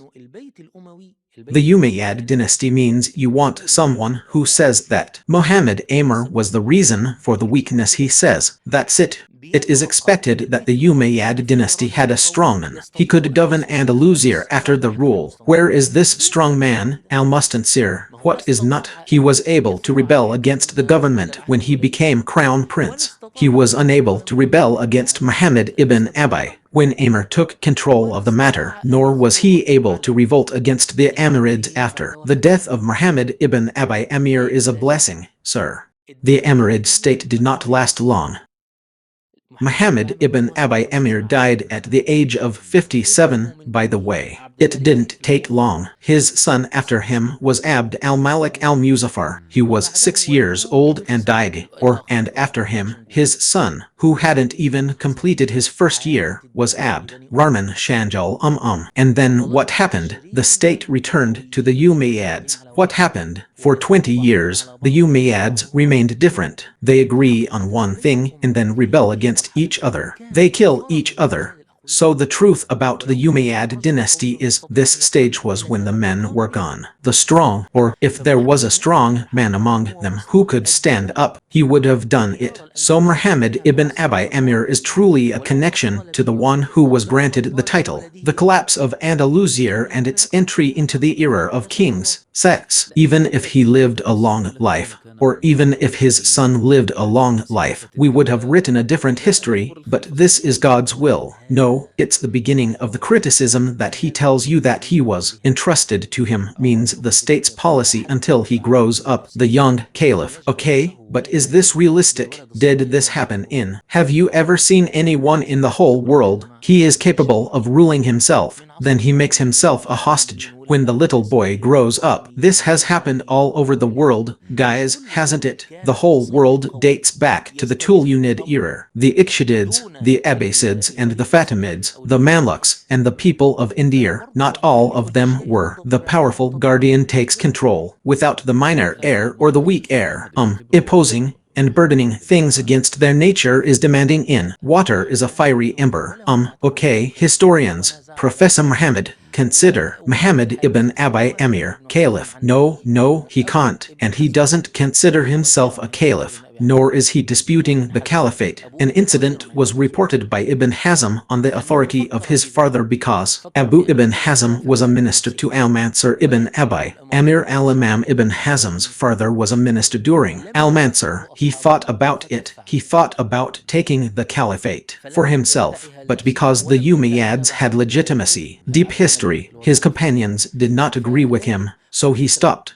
Understood. He did not claim it for himself, nor did his son Abd claim it after him. The king, who is Al-Muzaffar, means. But, by the way, most of the suspicions surrounding Muhammad ibn Abi Amir, a fact that has been refuted. Some of the things he was accused of later came to light. The published documents and texts confirm the absence of her health was such that he did not develop the country. For example, after opening it, no document ever appeared. A historical book was later published by the Institute, the Egyptian for Studies in Spain. In it is Omar, the country, and he himself was afraid of its development. Muhammad ibn Abi Amir feared the development of the country, because he feared that if the enemy seized this, the country will find in it what strengthens it until he continues his journey. He says, I wish right now I could go back in time. I put something like a belt between myself and the enemy. This is from the arid lands of B. Empty barren land. Yes, his servant then says to him, well, what are you doing, your highness? The believer said, if I did that, people would say I was crazy. Muhammad ibn Abi Amir was playing with his head, so he ruined the building he constructed, even though it was one of the accusations. So he opened it, and it was God's decree that he was Abd al-Rahman. Al-Hajji did not discuss the Emiri state in a way. He delved deeply into his book, then quickly reviewed it. So what did he do? He said, and Abd, meaning Muhammad ibn Umar, was among those. There are differing opinions about him. Some praise him, and some of them criticize him, and the like, and put him in a position of authority. They praise the sources that praise him, and those who, what sources are being criticized. There was our teacher, the one I was going into. I was having a discussion with him and I told him, look, God sent us. This verse from the Quran is our destiny. See the sources. What you praise are all from Islamic sources. The sources that criticize it are all sources. Orientalism, although they include prominent scholars and experts, I mean, from Orientalists in the history of Andalusia. But the truth, all Muslim historians hold Muhammad ibn Abu Amr. With all due respect and appreciation, a word was uttered here. There was a word there, and someone criticized him for his politics. It's normal, everyone is like that. Yes, but the bottom line for me is that Muhammad ibn Abi Amir, one of the most important figures, after his death, his children quickly entered into a hidden conflict. No, after his death his son Abd al-Malik ruled Al-Muzaffar. Yes, without any conflict. 6 years without conflict. This is the absolute peak. The moment has arrived. We won't come to Andalusia. This is the last thing. Those were the days of wealth and luxury, prosperity, kingship, happiness, sovereignty and all, something, but Abul Malik will die early. After 6 years later, a boy named Abul Rahman Shingal will be born. This is the son of Al-Mansur ibn Abi Amir, but his mother was Castilian, or the mother of the Al-Mansur, King of Leon or King. Castile gifted it to Al-Mansur's daughter. He gave him his daughter so that he could build a good relationship with him. Fez converted to Islam. She was freed. She converted to Islam. She married her. She had children. This little one was reckless, foolish. The caliph, who was under guardianship, Hisham, was charged with, he relinquishes the caliphate to him, or rather, he doesn't relinquish it to him, to entrust him with the succession, or so here we did what is called in culture. Contemporary issues are a constitutional violation. We know that. This caliphate belonged to the Umayyads, and that is how it arose. The generations. So how did the caliphate go to the Amirids? And they are neither Quraysh nor Umayyad. So, as soon as he went out on a military campaign, he revolted on him, an Umayyad man, a descendant of Abd al-Rahman I think. His name is Muhammad ibn Hisham ibn Abd al-Jabbar. If not, thick memory. Yes, he rebelled against him and called himself the Mahdi, an Umayyad caliph. Yes, but he didn't last. Another one turned against him. He was nicknamed Al-Mustin, and Al-Mustin got that title. Another uprising by an Alawite group who were in Bay. The rulers of the island were Qasim bin Hamad and his brother, Ali bin Hamad, and we entered into a battle between the house, the Umayyads, their supporters, and the caliphate began to shift. This one imprisons, this one kills, and this one changes until the unity of Andalusia was torn apart when the unity of Andalusia was not a single entity left in Andalusia, a large country that could control the country like the Umayyads did. We seized it, and thus we entered the era of the petty kings. The most powerful family everywhere ruled. Yet, so the Banu Abad remained with us in Seville. The Banu Jarwar in Cordoba. We still have the Banu Hud in Zaragoza. We still have the Banu Danan in Toledo. We have the Banu Al-Aftars in Badajoz. And so, Age of Kings. So we entered into the kings of the Tafur kingdoms. We entered the era of the petty kings, the era of kings. These sects are like that, so we might not need to talk about them. There's a lot to say about it because we want to live in it. That is, the era of the Tafur kings was the largest of kingdoms. For example, Seville, the Banu Abad, Cordoba, the Banu, the people of Badajoz, Tamim Sar, Kister, Toledo, the era. The conflicts were not enough, or because every king wants to expand, and whoever wants to expand, this forces others to form an alliance against him. Yet, or it forces them to ally with the Castilians. It means each one of them wants to rule Andalusia. Yes, again, this means that this is an ambitious goal for everyone. Ambition. The Christians at that time united at the hands of a man named Fernando, and then at the hands of his son, Alfonso VI, and since then they have begun what they call a war recovery. Yeah, the influential figure in the War of Restoration is Alfonso VI. The sixth artist is a strong character, no doubt about it. He's exceptional, you can't beat him. He's smart, patient, and hardworking, but he's also very. The thing is, this sixth art was a fugitive and a political refugee with the king of Toledo. His older brother was able to. He expelled him and pursued him until he sought refuge with the king. Toledo remained with him for 7 years. 7 years as a respected and honored refugee, and the first thing he knew, he plots against his brother and kills him. The first kingdom he conquered was the kingdom of Toledo. Oh, how kind! One of the 7 years he plots and schemes. Of course he saw everything, knew everything, and everything. I think Toledo was with a Banu Danan at that time, with a Banu Dhi Alnan at that time, yes. Therefore, Toledo fell, and this was the first great kingdom. It fell from the kingdoms of Andalusia, and we said that it was the first capital of Andalusia, and it is said of it. The poet is in the middle. If that's how you see it, you'll find it in the middle. Yes, in it the poet says, "O people of Andalusia, tighten your belts.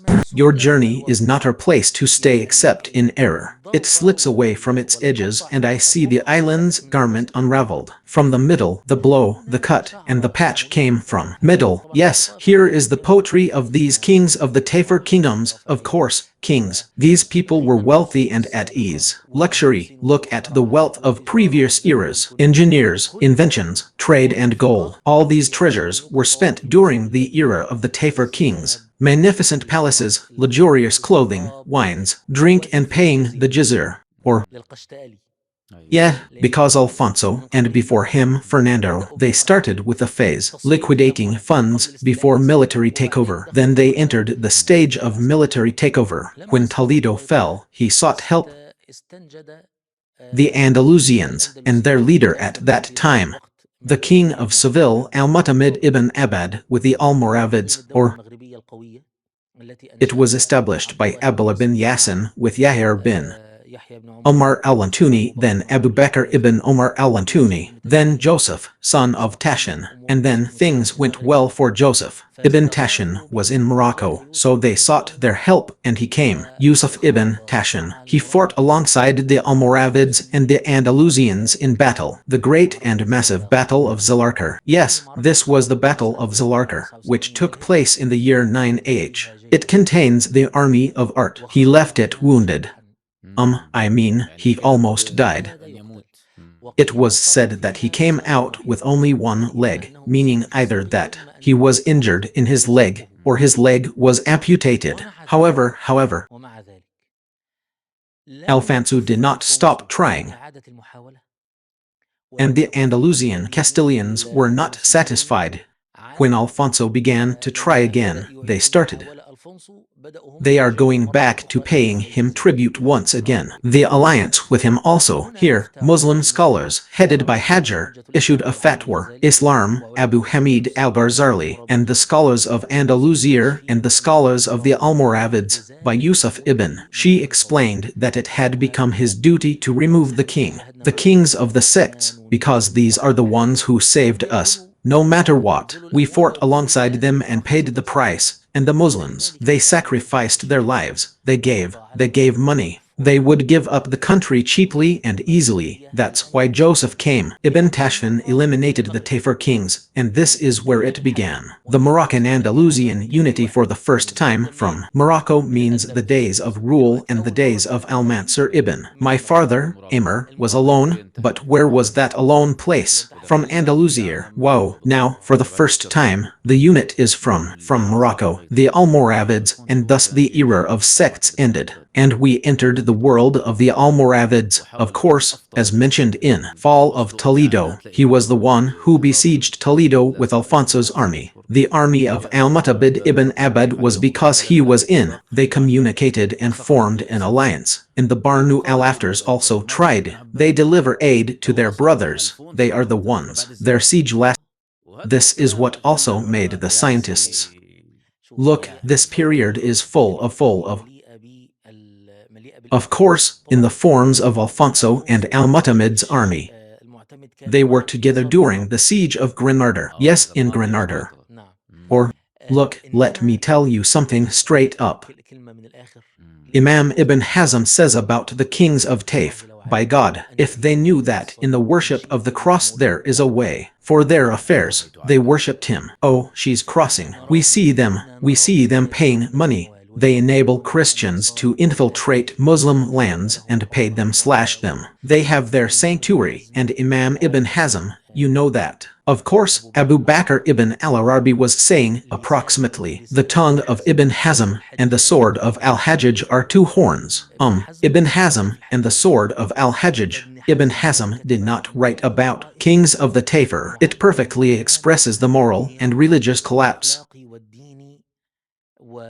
And the politician, of course, who was with the kings of the Tafur kingdoms, and his question, abandoning some countries and the issue of them, she said, they ally with the Christians against their Muslim brothers. The conspiracies that took place between them were a bitter period, very important than life, and therefore every era. There is a division that is still called the Tafur kings. Yes. It contains a great many details. Actually, we entered the territory of the Almoravids. The Almoravids, we can say that they ruled the country. Good judgment was not given to the wealthy. The first one was just like they were, and of course it was a gang. The ruling system there is Moroccan, not Andalusian, and that's what he did. A few things, a few problems and grudges, because, of course, the Andalusians lived their whole lives in comfort, and the bliss and prosperity of the Almoravids, O people of the land, desert, Bedouin life and fighting. What happened? A few grudges. Social, but in general it was the era of the Almoravids, age of power, an era of power and glory, but the Almoravid state it's a short-lived state, unfortunately. Why? Because also, another state emerged in Morocco under the Almohads. It called itself the Almohad state, and it was a state. It was led or founded by a man named Muhammad ibn Tumart. Muhammad ibn Tumart, a man who sought knowledge, went to the east, learned that it followed the Ash'ari school of thought. The Almoravids followed the school of thought of the Aral al-Hadith people of Hadith, the well-known conflict between the Ash'arites and the Aral al-Hadith. The important figure was Muhammad ibn Tumart, who claimed to be the Mahdi. That is why he is called Ibn Tumart al-Mahdi.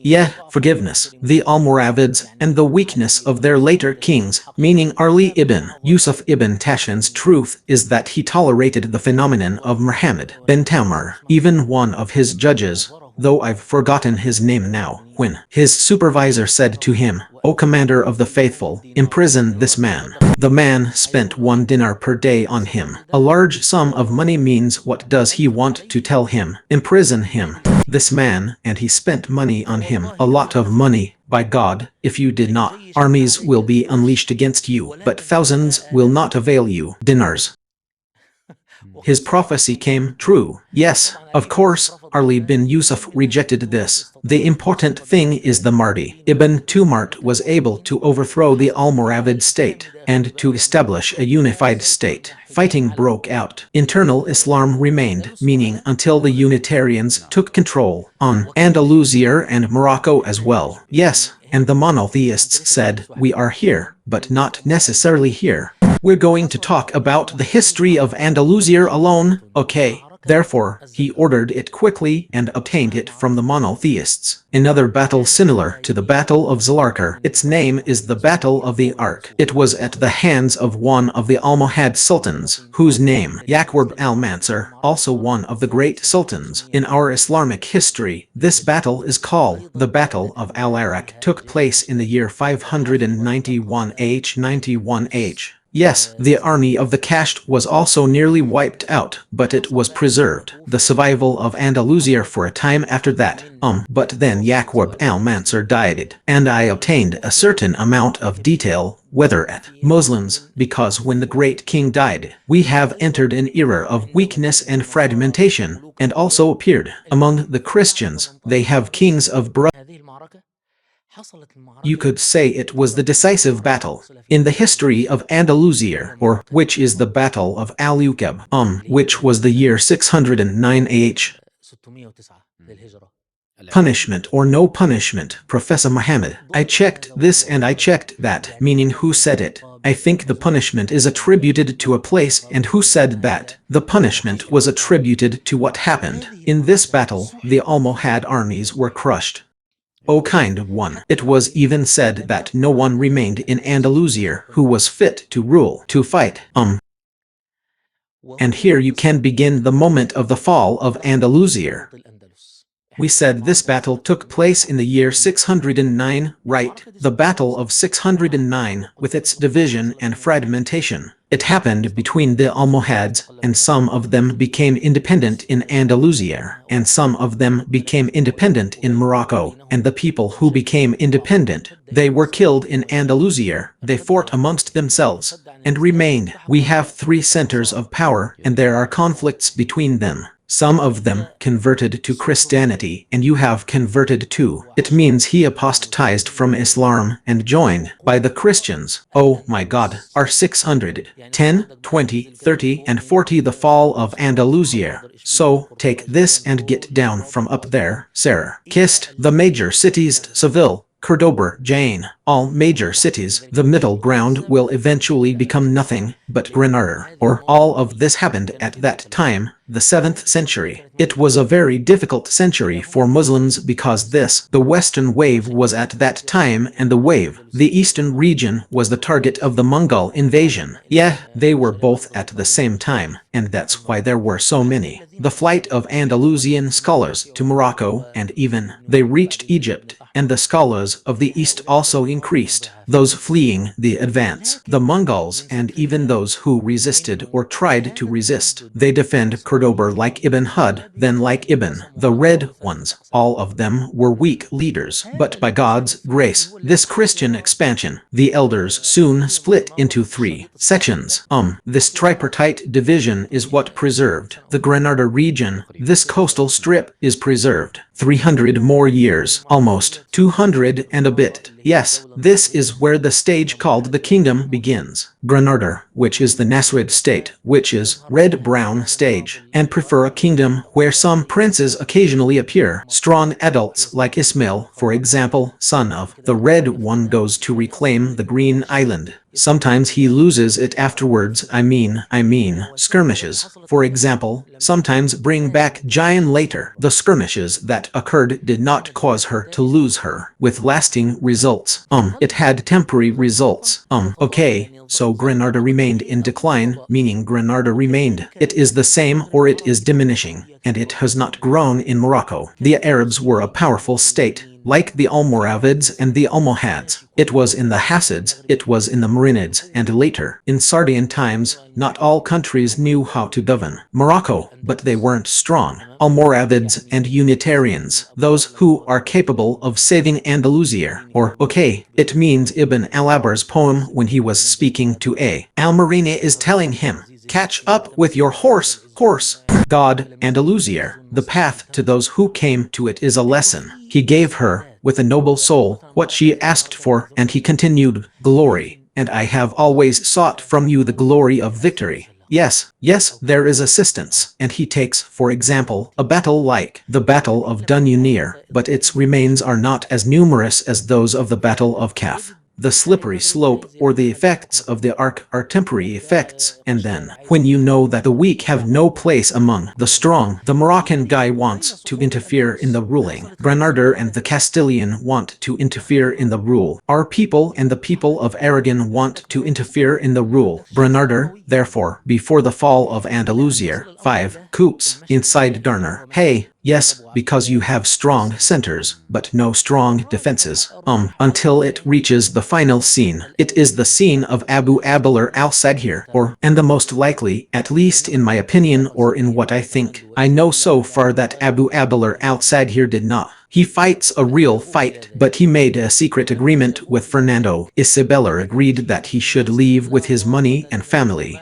They agreed to that, and when they agreed to that, it began. It is common among people that we have no energy today. Fernando, keep in touch. I'm telling you that this is it. In my opinion, at least based on what I have read and followed, this is most likely the case. Because he entered Morocco with a lot of money, and with treasures, he established for himself something resembling a city. And then he didn't respond to the knight's story. The famous one is Musar ibn Abi Ghassan, who is the narrator, which are narrated by Castilian sources more than it is narrated by Arabic sources. It seems that he is the character Abu Abdullah, the small one, and trace its history and follow this agreement. He surrendered Granada. Therefore, the Islamic presence fell or ended. The delivery agreement was on the 2nd January 1492. This phrase is known from his mother. He cried like famous, very famous. Yes, weep for a king, cry like a man, cry like a woman, for you have not protected your kingdom like men. Yes, many people doubt it. She's really famous. I didn't follow her to see if it was true, but it's just that. It's easy. Yes, the rock is called the last Arab rock. Like, what I mean is, as you know, you've definitely visited it. Yes, God willing, we will be granted the opportunity to visit Andalusia. Amen. But what I want to mention here, Sheikh Murad, sorry, I know I took too long. No, on the contrary, we are enjoying ourselves and your health to receive. What I want to mention here is something that is almost, many people notice it. The collapse of Andalusia was not just a collapse. Islamic State, the collapse of Andalusia caused a general catastrophe for the nation. How can this be for Islam and the whole world? When the Spaniards conquered Granada and when they seized throughout Andalusia, they then began in 3. The paths of each of them were a disaster for him. Humanity's first path they discovered the Americas. This discovery of the Americas filled the coffers. The Europeans possessed gold, silver, and vast land resources, and its vastness. Then he enabled them to go and occupy the North African and the possibility of West Africa and the occupation of West Africa, and the discovery of the Cape of Good Hope until they occupied it. Regions in India.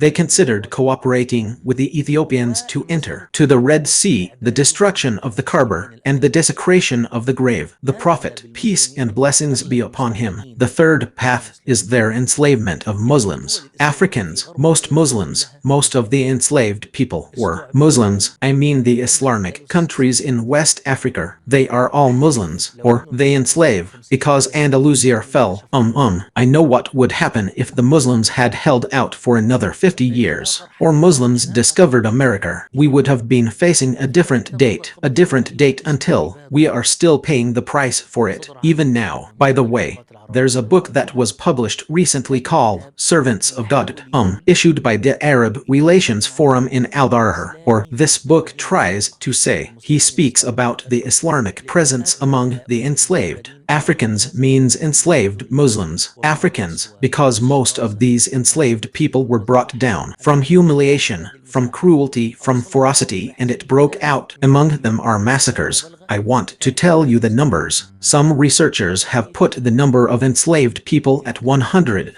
1 million is considered an exaggeration. Consider it 50 million. But you read about how slavery was in Africa, how was slavery in America, how the Spanish and Portuguese exterminated the people of this country of origin. Yes, it means that Andalusia was like a stone or a dam. It is forbidden, the fall of so many nations into extreme humiliation. Therefore, we must always be mindful of the battle we are fighting. This isn't a battle on a national level, is it? At the regional level, this is very likely to remain a battle with global and historical repercussions, and it had disastrous effects, as happened when Granada fell. The fall of Andalusia is still one of the things that require a lot of inspection in. Its effects were because even the Muslims entered afterwards. During the Inquisition and Christianization, Al-Castry and the kidnapping of children from them, and in the public burnings and the Inquisition were control the burning, and anyone who enters now can just write. The Inquisition Museum will find tools and instruments from the torture that Muslims were subjected to was hellish. Yes, no one can read about the Inquisition without crying when it befell the Muslims at that time, and in the book The Corridors of History, there are it is the negligence that Abu Abdullah committed. The young one had disastrous effects on Muslims, even to this day. It means we could have gone back again, Professor Muhammad. We were too weak to reach that point. Is this the natural result? Of course, the question is what if historians disagreed on this? Or, if you ask me, I think we could have held out. We could have gone back. Whoa, yes, but the problem lay in these souls. The small and insignificant one who, decided that she saves herself. If the kingdom of Granada ended, we entered into. The world is a very ugly stage, of course, it's the courts. Inspection, yes, this continued for many years until the Muslims were expelled. I think in the middle. That's how it is. Yes, okay, there's one last thing we'll wrap up with. Of course we're going, Mr. Mohammed, you replied to me. A collection of doubts. It's like the story of the ships preparing armies. Yes, the story of why Tariq ibn Ziyad returned, or why they summoned him to Damascus. For example, in the story of the sermon, it's coming, it's not coming quickly. I am inclined to believe that this sermon is fabricated. Their converts. Any story, for example, that he is kind in some way, raises questions about him. Social media is a reality that affects people by force, meaning when, or by colic, meaning what. If we wanted to say, when you write and talk about Al-Andalus and so on, and you're talking about them. The churches converted the mosques into churches and into, in the end, he'll tell you it's okay, it's our land and we've taken it back. Meaning, whose story is this? The main problem is that, with cultural pressure, what we are experiencing, along with a cultural defeat, is very much. Some people think that the Muslims who went, the rulers of Andalusia, were the Arab Muslims, or the Berber Muslims are unaware that the Andalusian people converted to Islam, and it took 2 or 3 generations for them to. Many of these people are Arabized in language and culture. It means the people of Andalusia themselves converted to Islam, meaning they wanted. The person who says these 2 words imagines that the Muslims entered Andalusia, the Christians fled north, and then the Christians. This means they migrated from all of Andalusia to the north, and then they returned from the north. That's not true. The people converted to Islam, except for those Christians who remained in the north is a small minority, and even this small minority, and when she was fighting the Muslims, she wasn't fighting. She herself was joined by knights from the Franks, and Betir were representatives of the papacy in Italy, in part, was involved in the Crusades. It happened in the Islamic West, meaning it was what? It was a battle where people reclaimed their land, not our major one. Those who were there were originally Muslims. But how do we understand the rule? The rule is that people came to other people, took their land, and built and worked. A civilization that converted, sir, to their religion, whatever it may be, Christianity, Hinduism, Islam, whatever, and then, after 50 or 60 generations, they came and told you, no, it's not our land, we reclaimed it. The same principle applies to the land itself. What is yes? How is it understood? How do we read it in history? Meaning, look, this rule is actually a modern rule. The formation means it exists in people's minds. His talk is because we now have something called countries. Nationalism means, for example, the Egyptians today. You analyze the DNA of Egyptians and then come and see how many of them date back to the pharaohs. It's very rare to find someone who is truly genuine. Charmi, who is of Greek origin, and who is of unclear North Africa, whose origins are from the Arabian Peninsula, Arabic, and originally from Sudan, because that is the country. What was the meeting place? The same thing happened now. There isn't one. Pure races mean no one has taken over the place. Therefore, if you're talking about the idea of the rule and you speak of the freedoms of peoples, okay sir, in the moment when he came, these people mean pray to the Prophet. Oh God, bless and make a simple comparison between Muslims. Muslims established Muslim inquisitions. They forced someone to convert to Christianity, but that didn't happen. He didn't want to. Something from history. Indeed, Andalusia is one of the most prominent. Its characteristics throughout history are extreme tolerance and kindness. Good, so now this nation has made its choice. Islam, or at so, if you're careful now. Indeed, it is about the freedoms of peoples, and I compared between the two scenes. Okay, so where is the scene where the people were oppressed? Where is the scene in which the people were satisfied? Very simply, yes, but still, because of the severity of the cultural defeat we are experiencing, you find such suspicions. Unfortunately, one last point, please, I'll press you on it. In it, the story is that we mean some of the flies, meaning they always try to stir up trouble and discord, and the slogans that we are the Arab conquerors of Andalusia. What? They were there, sir, the building. What's there is a Moroccan building, and it has no other features. In the East, it is you, my Eastern brothers. Always, you're trying to take credit for yourselves, so leave us alone. Andalusia is all like that, Moroccan in every way, 100% pure. There are people who put themselves in corners like this. He doesn't want to read history, he wants to stay stuck in this. He wants to leave the corner. What should we tell him? Professor Muhammad, honestly, look, I mean, as a Muslim, if all of Andalusia is Moroccan and no one has entered it, it was conquered by the Arabs, the amazing Berber Maghribis. I'm very happy to be with you. So welcome, and welcome, because in the end we have a country. Others, conquered solely by the Turks, entered Islam. Welcome to our country, which has been conquered. Afghans, welcome to our country. This means that all races contributed to the victory of Islam, distinguishing between Arab, Kurdish, and Turkish. And what does all this amazing mean? A table of ignorance. We are officers. It means denying and condemning it. But if we are talking about historical fact now. The historical fact is that Andalusia contributed to. It was conquered by the Arabs and the Berber Amazigh, and we say that this is one of the blessings Islam bestowed upon the Arabs and the Berbers. Although they conquered other peoples, and because of their strength, the Berbers' connection to Islam means they are good. They lived their whole lives in the north. The Africans did not conquer it, rather, they conquered it through Islam. The Arabs also sought help from their brothers from the Berbers in order to open up Islam, had Arabs among them. 3 basic waves. Wave A, if means if, you'll say Yusr ibn Nusayr. Here's a wave,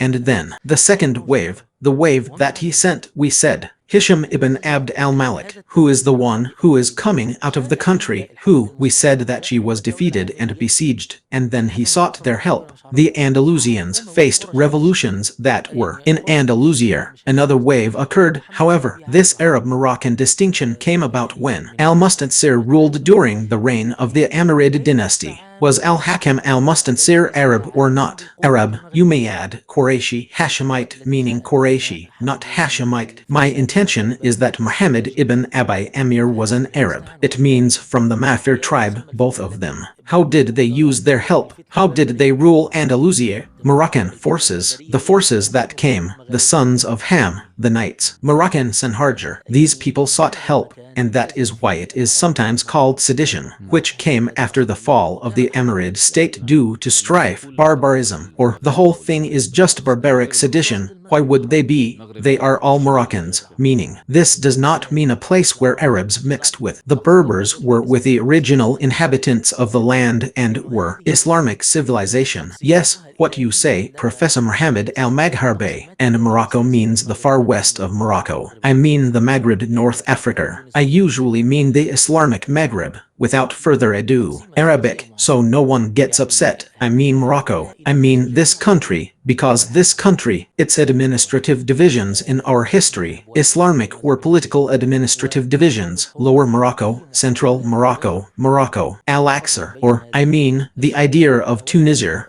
Libya, Algeria, Mauritania, and Morocco are now a political division. His contemporaries mean all these people are of one race, one language, one school of thought, even the Maliki school. And how many wars did they fight together? Any attempt to sow dividing these peoples is a malicious attempt. Enemy attempt. Professor Muhammad, which episode is long, but it's beautiful. Thank you. I ask God that it be. May God reward you and bless you. I truly thank you from the bottom of my heart, and also my brothers. Wherever you are, I thank you from the bottom of my heart for your kindness. Follow along, listen, and don't forget to participate. Share this episode with all your friends. So, governance, politics, wars, and battles, that's all you need to do. Just follow our history channel on YouTube.